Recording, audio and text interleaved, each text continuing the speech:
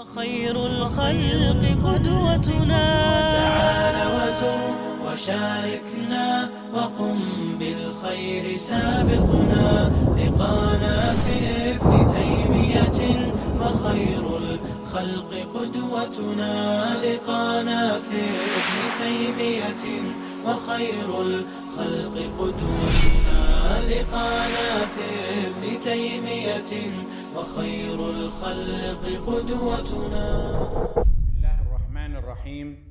الحمد لله المحمود على كل حال، ونعوذ بالله من حال أهل الضلال، وأشهد أن لا إله إلا الله وحده لا شريك له الكبير المتعال، وأشهد أن سيدنا ونبينا محمدًا عبده ورسوله صلى الله عليه وعلى آله وصحبه والتابعين ومن تبعهم بإحسان إلى يوم المآل. أما بعد.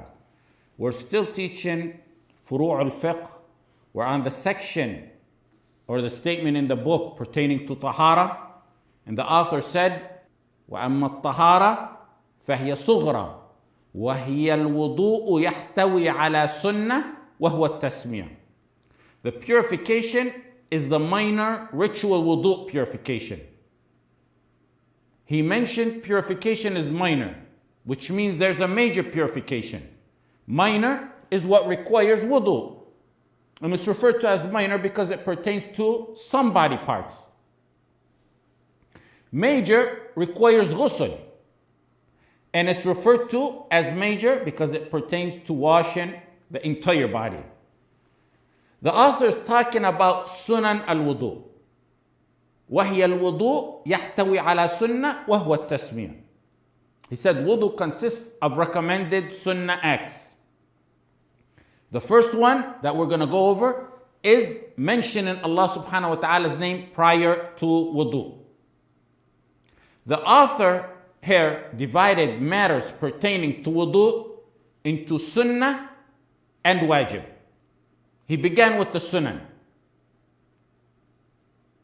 Sunnah, according to the fuqaha, is what one is rewarded for doing, yet at the same time is not sinned if he leaves it out.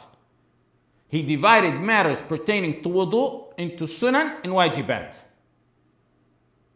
obligations and recommended acts. Now, unlike the author here, most of the latter ulama of the Hanabila, they divided wudu into three categories: sunan and furūd and wajibat. The author only said there's two categories: sunan and wajibat. The reason the author's division is different is because he considered tasmiyah, bismillah before wudu, a sunnah. So one of the sections wasn't needed, whether it may be wajib or fard. The latter fuqaha of the Hanabila divided matters into sunan, wajibat, and furūd. Why? Because they don't consider basmala sunnah. They consider it an ordain, a wajib. They believe it's obligatory to say bismillah prior to wudu. But they don't consider it at the level of a fard. So you got fard here, you got sunnah here. They don't consider basmala at the level of a fard, so they placed it under the category of wajib, which is an act that is compulsory, but slightly less than a fard. The latter fuqaha of the Hanabila categorized basmala prior to wudu as a wajib instead of a fard, and with that they would have sunan, wajibat, and furūd. Our mas'ala here, our first mas'ala, is saying bismillah prior to wudu wajib or sunnah. The first opinion is that it's wajib. You must say bismillah before wudu. And that's the opinion of Al-Zahiri and Al-Hasan Al-Basri and Ishaq ibn Rahawayh. And it's one of two opinions of Imam Ahmad, and it's the official opinion of the madhab of the Hanabila. It's al-mu'tamad fil madhab. Al-mu'tamad fil madhab mean the official opinion of the madhab.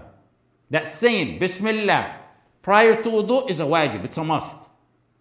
The latter ulama of the Hanabila consider tasmiyah prior to wudu wajib. And this is the opinion chosen by Abu Bakr al-Khallal for the madhab. And since we're studying the book Al-Madhab Imam Ahmad, at times we pass by essential figures that are not really popular who serve the madhab. And it's important to know them, just like we mentioned, Muwaffaq al-Din ibn Qudama, rahimahullah ta'ala.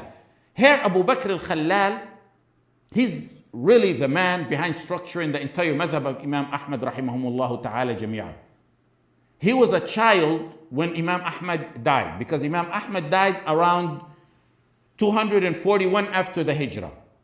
Abu Bakr al-Khallal was born 235 years after the Hijrah. So when Imam Ahmad died, Abu Bakr al-Khallal was a young child, 6 or 7 years old. He grew up and he turned into talab al-ilm, and more specifically, he dwelled into studying the works of Imam Ahmad. And he traveled to Persia, in Syria, in Al-Jazira al-Arabiya, and nearly every person and everywhere he could have, where he heard that they may have any type of knowledge pertaining to Imam Ahmad, whether it may be a fatwa or a letter or anything else. Al-Imam al-Dhahabi, rahimahullah ta'ala, said there was no independent madhab of Imam Ahmad prior to Abu Bakr al-Khallal's compilation of the work of Imam Ahmad. And he compiled a reference called Al-Jami' li'ulum al-Imam Ahmad. Al-Jami' became the encyclopedia and reference of the madhab of the Hanabila with no competition to it. Ibn al-Qayyim rahimahullah said it's 20 volumes long. Ibn Kathir said there was no book on the madhab of the Hanabila like Al-Jami' li'ulum al-Imam Ahmad. But that book does not exist today. Most likely, it was among the literature and books that were destroyed by the Tatar when they invaded Baghdad, because that's where the author is from. Some ulama, like Al-Khiraqi, had summarized. Al-Khiraqi summarized that reference book, and that summary is available today. Abu Bakr al-Khallal and his book, his encyclopedia, his reference book, Al-Jami' li'ulum al-Imam Ahmad, they go to show what I've mentioned before in the past many times, that a student or students are usually the ones who revive and make the works of their shuyukh successful. So back to our issue here, saying basmala. Basmala before wudu. The first opinion we said, it's wajib. It's an obligation. And that's one of two opinions by Imam Ahmad rahimahullah ta'ala in the official opinion of the madhab. Their proof is وَلَا وُضُوءَ لِمَنْ لَمْ يَذْكُرِ اسْمَ اللَّهِ عَلَيْهِ. The wudu of a person who does not mention the name of Allah subhanahu wa ta'ala in the beginning is not a valid wudu. And this supposed hadith has been narrated by 9 of the Sahaba. Sa'id ibn Zayd and Sahel and Aisha and Ali and Anas radiyallahu ta'ala anhum jami'an. Some like Al-Mundiri and Al-Shawkani and Ibn Hajar and Ibn Salah authenticated that hadith, and their opinion is that there is numerous narrations. Yes, they're all weak, but they strengthen each other, and that makes it authentic, which is really not the correct opinion. The hadith is very weak. The second opinion on basmala is that tasmiyah means saying Bismillah. Tasmiyah prior to wudu is sunnah. First opinion was wajib. It's sunnah. That's the opinion of the Hanafiya and Malikiyya and Shafi'iyya, and the second opinion of the Hanabila. And the author of this book chose that as his opinion because he said in the statement we're studying, وَهِيَ الْوُضُوء يَحْتَوِي عَلَى sunnah وَهُوَ tasmiyah. What's their proof? Their proof is the ayah in the Quran that describes wudu. يَا أَيُّهَا الَّذِينَ آمَنُوا إِذَا قُمْتُمْ إِلَى الصَّلَاةِ فَاغْسِلُوا وُجُوهَكُمْ وَأَيْدِيَكُمْ إِلَى الْمَرَافِقِ وَامْسَحُوا بِرُؤُوسِكُمْ وَأَرْجُلَكُمْ إِلَى الْكَعْبَيْنِ. The verse describing wudu in the Quran did not mention tasmiyah. So it's not a fard nor a wajib.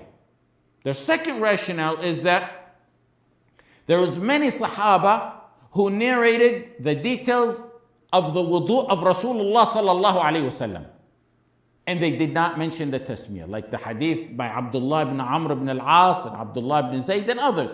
If it was wajib, they said, they would have narrated from the description of the wudu of Rasulullah sallallahu alayhi wasallam that he said Bismillah in it, and none of them did. The third rationale is Most agree that the hadith is not authentic. Assume it's authentic. Assume the hadith that the wudu of a person who does not mention the name of Allah subhanahu wa ta'ala at the beginning is not valid. Assume that's authentic. They said even if it's authentic, it doesn't mean that it's wajib. It merely means that the wudu is not complete wudu. It's not complete in its reward. Not that it voids or nullifies the wudu totally, because there's other ahadith that narrate the description of the wudu of Rasulullah sallallahu alaihi wasallam without mentioning the tasmiyah. And they said this hadith is like the hadith لا يؤمن أحدكم حتى يحب لأخيه ما يحب لنفسه. You will not believe until you love for your brother what you love for yourself. Does that mean that you're a kafir? Does that mean somebody who doesn't love for his brother what he loves for himself is a kafir? That's not considering that person a kafir. It merely denies complete full iman to one who doesn't love for his brother what he loves for himself. In Al-Majmu' and Al-Mughni, they said it means the wudu is diminished in reward, not void. That's if that hadith was even authentic. Rajah, the selected opinion, it's clear that tasmiyah would be a sunnah, not a wajib. And the proof for it being a sunnah is actually general proof, not specific proof pertaining to wudu, because the hadith is weak, very weak. It's actually proof outside of wudu, outside the context of wudu, that makes tasmiyah prior to wudu a mustahab. Like what we mentioned, if you remember, in tayammum, the hadith in Sahih Bukhari. لو أن أحدكم إذا أتى أهله قال بسم الله اللهم جنبنا الشيطان وجنب الشيطان ما رزقتنا. If any of you, prior to having sexual relationship with your wife, say before starting, in the name of Allah, اللهم جنبنا الشيطان وجنب الشيطان ما رزقتنا. If basmala is recommended prior to something like sexual relationship with a wife, then it should be recommended in other matters like wudu as well. In fact, Al-Bukhari placed that hadith under the chapter باب التسمية على كل حال وعند الوقاء. التسمية على كل حال وعند الوقاء. He named the chapter saying Bismillah or mentioning Allah's name during every action and prior to having sexual relationship with one's wife. So tasmiyah is sunnah in plenty of matters, both in ibadat and non-ibadat, like eating and drinking and entering the house and leaving the house and sexual relationship as we mentioned and other matters. So they said prior to wudu it should be included as well as a sunnah. And an important note here, let me mention, is that the hadith, the wudu of a person that doesn't mention the name of Allah is not valid. It's in Abu Dawood and Ibn Majah and Al-Bayhaqi and Tabarani, Al-Hakim and Ahmad and Al-Daraqutni and other books of hadith. The hadith is considered weak by Imam Ahmad, Al-Bayhaqi, Al-Nawawi, Al-Bazzar and many other ulama of hadith. In fact, Al-Hafidh ibn Hajar said that Imam Ahmad had said, which he mentioned in Bulugh al-Maram, لا يثبت فيه شيء, لا يصح في هذا الباب شيء. Ibn Qudama in Al-Mughni said that Imam Ahmad had said about this hadith, ليس يثبت في هذا حديث ولا أعلم فيها حديثا له إسناد.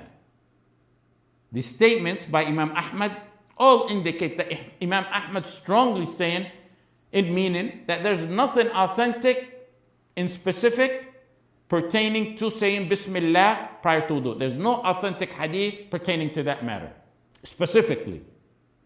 And the conclusion is that the hadith is extremely weak. Every chain of its numerous chains are weak. But this hadith was used by the Hanabila for this matter. So does that discredit them? And here I want to make two comments. I want to make two comments for Tullab al-Ilm. Some like to toss around the term that there's nothing authentic in this matter. Make a nice little banner, post it, and just let it go. And it could be factual. And a lot of times it is factual.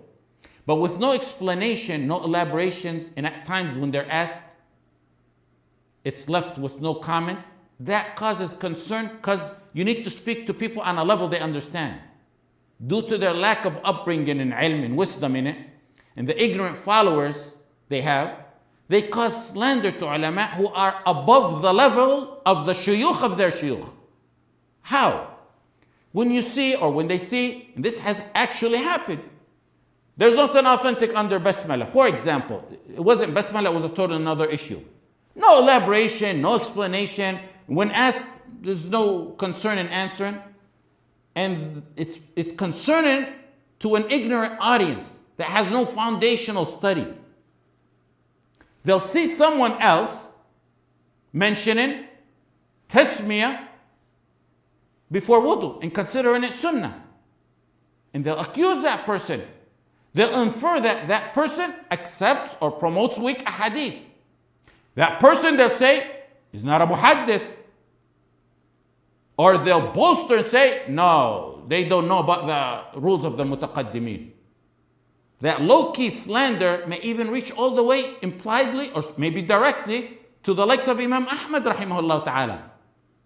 And that audience ends up accusing others of promoting weak ahadith, which is a dangerous accusation. They fail to explain to their audience, for example, that there's other ways. Ulama may have concluded that this matter is a sunnah or a wajib, like the matter of basmala as a prime example before wudu. They inferred that it could be a sunnah prior to wudu, just like it is in qiyas to saying it prior to sexual relationship or prior to eating and drinking or entering the house. That may not be needed for talabat al-ilm who know this. But their ignorant, slandering audience, yes, they need to know this kind of stuff. So yes, it can be there's nothing authentic under this matter. But there's other ways ulama may arrive at concluding that basmala is a sunnah in wudu, for example. Another issue pertaining to this. Imam Ahmad rahimahullah clearly stated with the most clearest of clear terms that this hadith on saying Bismillah before wudu is weak. Strong terms on it. Yet his entire madhab are split between considering it a wajib or a mustahab. Many even using this hadith itself. How does Imam Ahmad or the madhab use a hadith that they say is weak? Is that a deficiency in Imam Ahl Sunnah, Imam al-Hadith, who memorized over 1 million hadith? And when we say he memorized 1 million hadith, we mean he memorized 1 million hadith. Some people say there isn't even 1 million hadith. When we say a hadith in this type of count, it means if there's a hadith, same hadith with 10 chains, that's considered 10 ahadith. And included on top of the hadith, they would also consider narrations of the Sahaba and Tabi'een to be included under that. How does Imam of Ahl Sunnah in Hadith, who memorizes 1 million hadith, and compiled in his book, Musnad Ahmad, just in that book alone, 40,000 hadith. He promotes weak hadith, and he uses them for fiqh. There's a fiqh and usul aspect to this within the madhab that they outlined. In Hashit ibn Muflih ala al-Muharrar, Ibn Muflih mentioned an usul rule within the Hanbali madhab. And that's accepted by the Hanabila and allegedly attributed to Imam Ahmad ibn Hanbal himself. It states in meaning that if a hadith refrains from something, says don't do something, and its chain is not authentic, it's weak, but not extremely weak,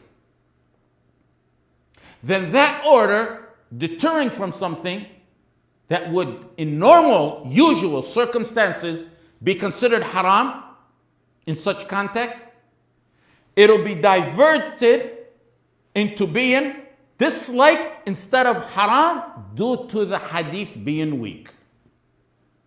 In general usul rules, an order deterring from something with nothing to divert it, no additional proof to divert it, it would be considered haram. They said here, due to the hadith being weak, we'll consider it disliked rather than haram.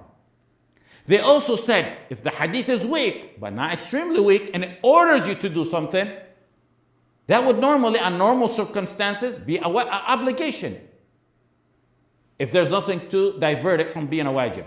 But they said, because the hadith is weak, we'll defer it to being a mustahab or a mandub, meaning a recommended act, due to the hadith being weak. So one needs to be careful how they take things and how they loosely accuse others of not having knowledge, or mutaqaddimin principles, or not being a muhaddith, or using weak ahadith. They need to watch what they're saying. Now, going back to the author's next statement, he said, وَهِيَ الْوُضُوء يَحْتَوِي عَلَى سُنَّةٍ وَهُوَ التَّسْمِيَةِ وَغَسْلُ الْيَدَيْنِ قَبْلَهُ ثَلَاثًا. The next sunnah of wudu is washing the hands 3 times. It's actually 2 sunnah right here. Washing the hands 3 times. Washing the hands is 1 sunnah, and doing it 3 times is another. Washing the hands before performing wudu, and it's washing the hands to al-rusх. Ibn Manzur in Lisan al-Arab said al-rusх is the joint connecting the hand with the forearm. This is right here, up to here. Some ulama consider washing the hands, which is not a dispute or anything, it's just a different way of explaining things. They consider washing the hands a sunnah for wudu, as part of wudu. That's the majority of the ulama. Some consider washing the hands 3 times an independent sunnah, not part of wudu. Like miswak, it's sunnah but not part of wudu. And that was some of the Shafi'iyyah. They said washing the hands prior to wudu is a sunnah, but it's not part of the wudu. The majority, overwhelming majority, say no, it is part of the wudu. And the proof for washing the hands in wudu is in the as being sunnah is in the verse, يَا الَّذِينَ آمَنُوا إِذَا قُمْتُمْ إِلَى الصَّلَاةِ فَاغْسِلُوا وُجُوهَكُمْ وَأَيْدِيَكُمْ.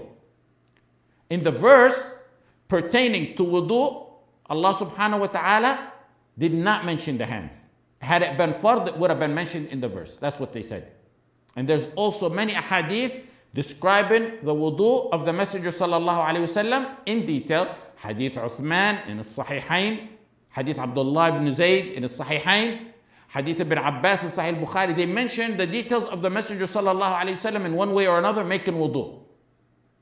All those that mention that the Messenger sallallahu alayhi wasallam washed his hands before wudu. The Messenger's action combined with the verse not mentioning it, they said is sunnah. And among the ahadith that mention the washing of the hands is what's in Sahih Bukhari on the authority of Abdullah ibn Zayd, that he was asked about the wudu of Rasulullah sallallahu alaihi wasallam. فَدَعَا بِتَوْرٍ مِّن مَاءٍ فَتَوَضَّأَ لَهُمْ فَكَفَأَ عَلَى يَدَيْهِ فَغَسَلَهُمَا ثَلَاثًا. Abdullah ibn Zayd was asked about the wudu of the Rasulullah sallallahu alaihi wasallam, so he asked for a pot of water. He performed wudu, and he poured in the beginning of it water over his hands, and he washed his hands 3 times. Similar to that is a hadith by Uthman radiallahu anhu in Sahih Bukhari and Muslim. And Uthman radiallahu anhu washed his hands 3 times, then said, رأيت رسول الله صلى الله عليه وسلم توضأ نحو وضوء هذا. After he washed his hands, he said, I saw that the Messenger sallallahu alaihi wasallam performing wudu like the wudu I just performed in front of you. There's also ijma'. Ibn al-Mundhir and An-Nawawi said, everyone we know of the people of knowledge have made ijma' that washing the hands in the start of wudu is a sunnah. Not mentioning it in the verse describing wudu shows it's not an obligation or wajib. But then mentioning that in the hadith shows that it's a sunnah. Now, if someone's hands are fully clean, he ate, he washed his hands, sat down, and got up to make wudu again. He just washed his hands and sat down, and then gets up again after a few minutes to make wudu. Then he should still wash his hands 3 times as a sunnah for the wudu. The next mas'ala, a different issue. Washing the hands after one wakes up. And why is this important? because there's a strong hadith on it, Sahih Bukhari and Muslim, on the authority of Abu Hurairah radiallahu anhu, إذا استيقظ أحدكم من نومه فلا يغمس يده في الإناء حتى يغسلها ثلاثة فإنه لا يدري أين باتت يده. When one of you wakes up, he must wash his hands 3 times, for he does not know where his hand has been. While he was sleeping, he doesn't know where his hand has been. So the ulama differ on this. So when you wake up, must you wash 3 times or no? The first opinion is that it's an obligation on one to wash his hands when he wakes up from a night sleep that voids wudu. A night sleep, all those are essential statements. Night sleep that voids wudu, one must wash his hands 3 times. It's one of 2 opinions by Imam Ahmad, and it's the opinion of Al-Madhab al-Zahiri. The second opinion is the overwhelming majority of the ulama. And among them is Abu Hanifa, Shafi'i, Malik, and the second opinion by Imam Ahmad. We know the principle of usul, which I mentioned earlier. An order to do something would be wajib. It's obligatory. You gotta do it. It's obligatory. Unless there's a factor that drops it down to being a sunnah. But why would the ulama here defer washing the hands when one gets up in the hadith to being a sunnah, even though there's a direct order? Why would some of the ulama do it? They said, if someone is sure his hand didn't touch impurity, he does not have to wash his hands. He only washes if he sees impurity or knows there's impurity on it. The proof on that, they said, is within the hadith. فَإِنَّهُ لَا يَدْرِي أَيْنَ بَاتَتْ يَدُهُ. This defers it from being a wajib. For he does not know where his hand was while he slept. They said that statement within the hadith shows the reason for washing. So it's not wajib, it's only sunnah unless one's hand has impurity on it. They also mentioned, to support that, the other hadith. إذا استيقظ أحدكم من منامه فليستنثر 3 مرات فإن الشيطان يبيت على خياشيمه. When one of you wakes up from sleep, performs wudu, he must clean his nose 3 times. Clean or blow his nose 3 times, because the devil spends the night in the interior of the nose. They said there's an ijma'. Some of the ulama related an ijma' that one does not need to blow his nose or clean his nose when he wakes up, except Ibn Hazm, who considered it a wajib. They said the same way the order to clean the nose is not wajib, the order to wash the hands is not wajib as well, because they're very similar and they're worded in a similar fashion. فَإِنَّهُ لَا يَدْرِي أَيْنَ بَاتَتْ يَدُهُ. A note on that hadith, فَإِنَّهُ لَا يَدْرِي أَيْنَ بَاتَتْ يَدُهُ. He doesn't know where his hand slept or what happened to his hand when he slept. Many ulama inferred from the word batat that it's only night sleep as opposed to day naps, because batat generally refers to night sleep. It most likely, wallahu a'lam, applies to both night and day sleep, but it's more common in night sleep because that's generally when one sleeps. But it may apply, it appears that it applies to both night and day sleep. And just to show you how detailed fiqh is and how amazing and in-depth it is the ulama went to the extent of discussing if someone woke up from night sleep and wanted to make wudu. That's a combination of the last 2 masail that we took. He wants to make wudu and he woke up. Washing your hands from waking up is sunnah 3 times. And washing your hands for wudu is sunnah 3 times as well. He's in a position where he has both in front of him. Does the person wash his hands 6 times?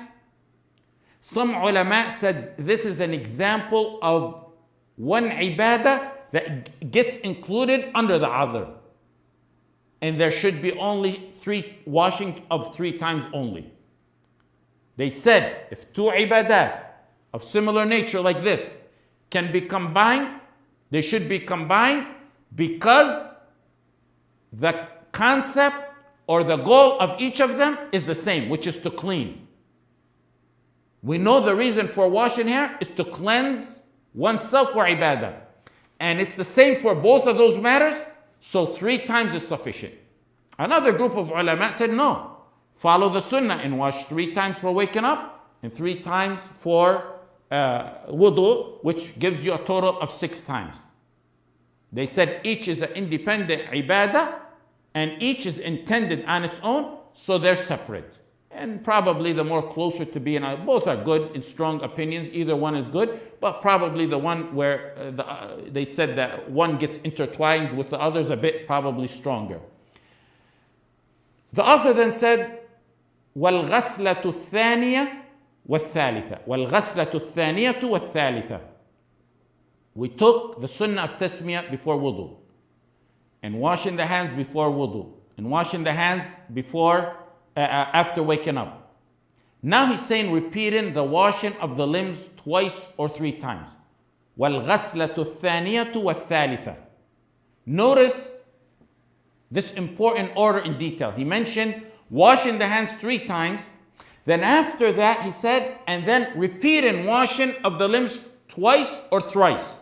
Why? Because this statement, repeating the washing twice or thrice, applies to the rest of the wudu parts, doesn't apply to the previous statement pertaining to washing the hands. That's done with. That's 3 times. What he's mentioning now applies to the rest of the wudu parts. If you read it wrong in Arabic or misunderstand it, it could mislead one into thinking he means the hands are also included in that, which the hands are not included in that statement. The sunnah, according to the author, in washing the hands is 3 times. That's done. Then the statement pertains to the rest of the wudu parts, which means that it can be done once, twice, or 3 times. And the Messenger sallallahu alaihi wasallam made wudu 1 time, as in Hadith ibn Abbas radiallahu anhuma. And he did wudu twice. He repeated washing the limbs twice, as in Hadith Abdullah ibn Zayd radiallahu anhu. And then there's the Hadith of Uthman ibn Affan where he washed the wudu parts 3 times. If the first wash encompasses the entire body parts that are supposed to be washed for wudu, if it encompasses everything, then that's sufficient. If not, the second one is not a sunnah, it's actually a wajib, because you have to get that part fully wet with water, as we already know. وَالْغَسْلَةُ الثَّانِيَةُ وَالثَّالِثَةُ. The key word here also is al-ghasla, washing. That's very essential in the author's book. Al-ghasla. What's mustahab and recommended in repeating washing the body parts of wudu is the ones that are washed. He said al-ghasla, the face, the hands, the feet.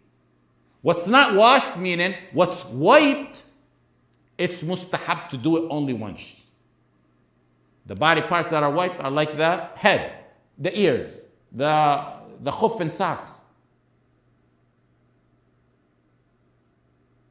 That's the correct opinion, and that's contrary to al-madhhab al-shafi'i that says all the limbs of wudu, whether washed or wiped, you should go over them all 3 times, even the ones wiped. That's according to some of the Shafi'iyah. They use general ahadith of making wudu that mentioned 3 times, and they included wiping in the 3 times, like the head. They also used other hadith that include wiping over the head 3 times, which are very weak. Like the one that states, وَمَسَحَ بِرَأْسِهِ ثَلَاثًا, that the messenger wiped his head 3 times, but that's very weak. The correct opinion is that the head or body parts that are wiped are not included in going over them more than once. Now, here's an issue. Is it better to always wash the wudu body parts twice and 3 times? If you have time to do it 3 times, is it better? The statement of the author appears broad in that it implies that it's always sunnah to wash twice or thrice. Some said washing wudu parts 3 times is better than 2, and 2 is better than 1. Why? They said because it covers more, and there's a hadith pertaining to that. And Nawawi and Ash-Shawkani and Ibn Rushd and others stated that washing 3 times is more complete and 1 is sufficient. That's if the water touches the entire part that you're supposed to wash.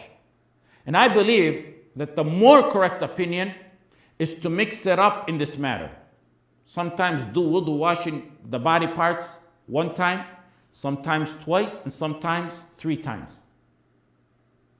And sometimes even within one wudu to do some body parts twice and some 3 times. That's the more accurate form of sunnah, wallahu a'lam. That's called tanawwu' al-ibadah, mixing between ibadat. Because the complete sunnah is to do all of that which the Messenger sallallahu alaihi wasallam did. And he did 1, and he did twice, and he did thrice, as in the hadith. So it's best done precisely like him, mixing up between those forms.